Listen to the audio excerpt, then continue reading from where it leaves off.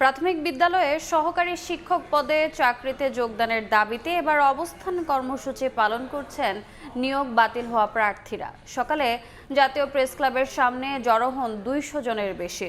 Placard হাতে slogan দিতে দিতে অসুস্থ হয়ে পড়েন কয়েকজন। এ সময় দাবি আদায় না হওয়া পর্যন্ত টানা কর্মসূচি চালিয়ে যাওয়ার ঘোষণা দেন আন্দোলনকারীরা। স্বপ্ন ছিল পাঠদানের মাধ্যমে শিশুদের গড়ে তোলা, কিন্তু বাস্তবে এখন তাদের হাতে প্ল্যাকার্ড, কণ্ঠে স্লোগান।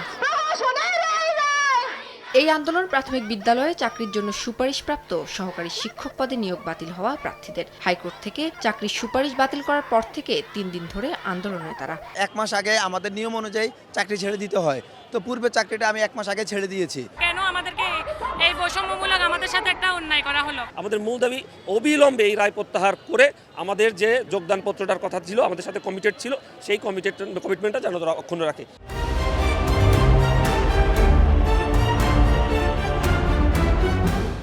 শনিবার প্রেস ক্লাবের সামনে জড়ো হতে থাকে নিয়োগ বাতিল হওয়া কয়েকশো প্রার্থী। অসুস্থ হয়ে পড়েন কয়েকজন। আন্দোলনকারীরা জানান, দাবি আদায় না হওয়া পর্যন্ত অবস্থান কর্মসূচি চলবে। এক নিয়োগে 2 নীতি মানি না, মানবো না। দাবি মেনে নেওয়ার আগ পর্যন্ত আমরা রাজপথ ছাড়বো না। দরকার পড়লে আমরা রাস্তায় মরে যাব, তারপর আমরা ছাড়বো না।